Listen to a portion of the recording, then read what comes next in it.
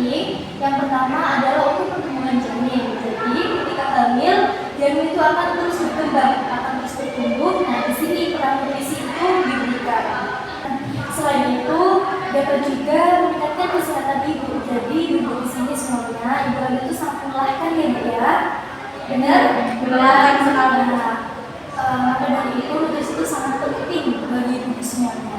Nah, dan yang ketiga adalah persiapan persalinan. Ketika persalinan nanti, ibu-ibu semuanya akan mengeluarkan tenaga yang sangat kuat, tenaga yang sangat hebat. Jadi sangat menguras tenaga sekali ya. Nah, itu peran nutrisi juga berperan di ketika persalinan. Jadi sangat penting.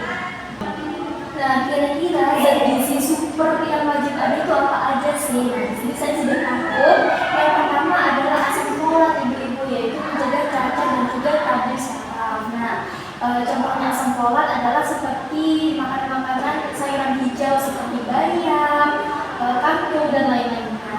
Nah, yang kedua adalah zat besi untuk mencegah anemia dan pendarahan saat lahir. Nah, di sini ibu-ibu sering anemia nggak? Ya, saya juga anemia. Nah, kekurangan kekurangan zat besi itu juga menjadi salah satu terjadinya anemia. Dan mungkin ibu kurang istirahat ibu ya. Kurang istirahat itu juga mempengaruhi ibu pada nutrisi. Jadi ibu harus sering-sering beristirahat ya, tidak boleh aktivitas berat-berat dulu. Nah, yang ketiga adalah kalsium, pembentukan tulang dan juga gigi bayi. Nah, kalau kita ingin bayi kita nanti kuat ibu, kita harus memperbanyak mengkonsumsi kalsium. Contohnya seperti susu putih. Nah, di sini ibu mengkonsumsi susu. Iya, mengkonsumsi. Oke, itu sangat bagus sekali ya Bu ya untuk pertambahan zat gizi. Nah, yang terakhir adalah asam lemak atau omega 3 untuk kecerdasan otak bayi. Nah, di sini pasti ibu pengen kan bayinya itu nanti jadi anak yang pintar, cerdas. Nah, itu ibu-ibu bisa memperbanyak mengkonsumsi asam lemak omega.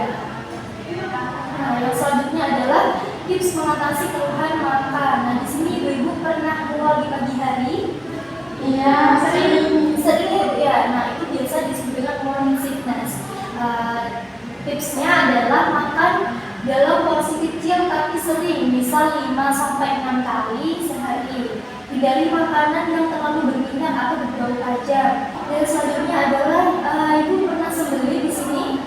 Alhamdulillah nggak pernah. Nggak pernah. Oh, belum ya Bu ya. Itu biasanya nanti muncul ketika usia kehamilan di 5-6-7 Trimester 3 itu. Iya, benar sekali. Nah, itu biasanya sendiri muncul dan tipsnya jika nanti ibu merasakan sembelih, perbanyak minum air putih minimal 10 gelas per hari. Nah, di sini ibu suka minum air putih? Suka banget. Biasanya per hari berapa liter? Hampir 2 liter. Iya. Oke, bagus ya Bu ya. Jadi air minum yang baik adalah 2 liter per hari. Usahakan setiap hari seperti itu, yang konsisten. Dan makan buah berserat seperti yang sudah saya bilang tadi, makan buah-buah itu sebagai sampingan saja. Ibu jangan konsumsi buah tapi tidak makan. Nah, itu juga tidak baik. Dan tips selanjutnya adalah di sini ada yang punya asam lambung ibu? Ada. Alhamdulillah saya tidak ada. Nah, kayak mungkin ibu yang punya asam lambung, tipsnya adalah hindari makanan pedas. Di sini siapa ibu yang suka makan pedas? Saya suka. Ya, kayak mulai sekarang dikurangi ya Bu ya, untuk menyayangi bayi kita semuanya harus mengurangi makan pedas. Dan jangan langsung berbaring setelah makan. Ibu usahakan setelah makan ibu bisa duduk terlebih dahulu, membaca koran atau membaca majalah. Jangan langsung tidur. Ketika kehamilan, apa saja sebenarnya yang harus dihindari supaya nutrisi kita baik? Yang pertama adalah makanan mentah. Nah, di sini mungkin ibu-ibu ada yang suka makan beef mentah, Yang suka buat sashimi.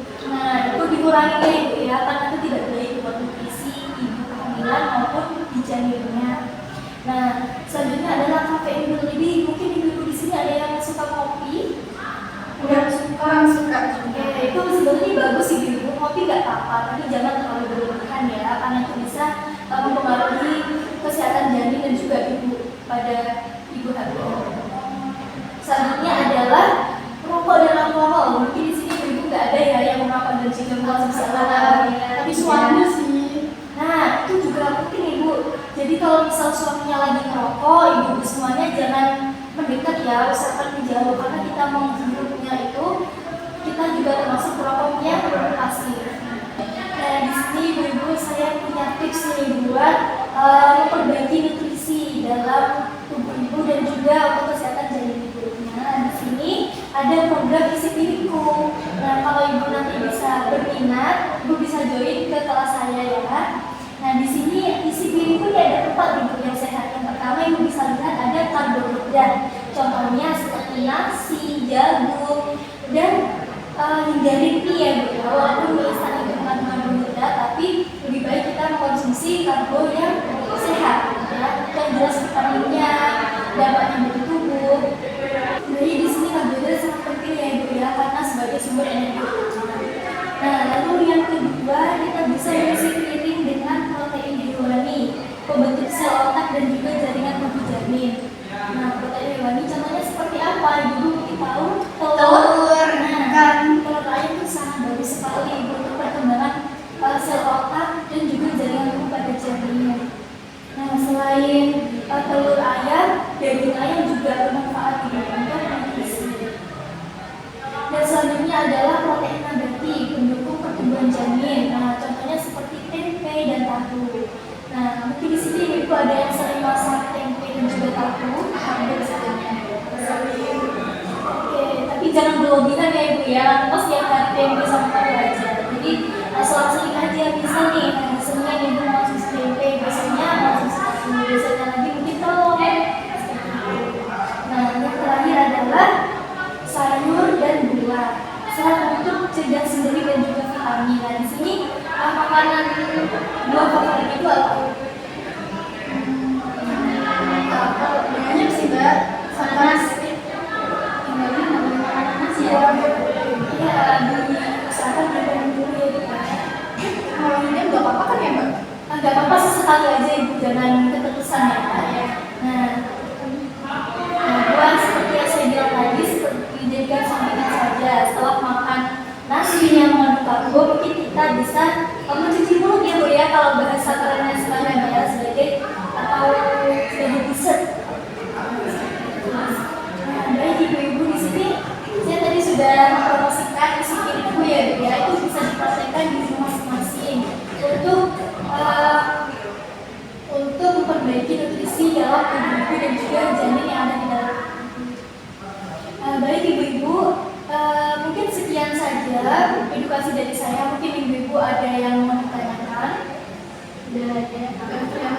Sudah cukup Ya, mungkin nanti kalau ibu-ibu mau konsul ke saya bisa hubungi saya terlebih dahulu. Nanti kita jadwalkan lagi untuk edukasinya. Baik ibu, di sini saya akhiri sesi edukasi pada hari ini. Terima kasih atas waktunya dan mohon maaf apabila ada kesalahan kata. Saya akhiri. Wassalamualaikum warahmatullahi wabarakatuh. Waalaikumsalam warahmatullahi wabarakatuh.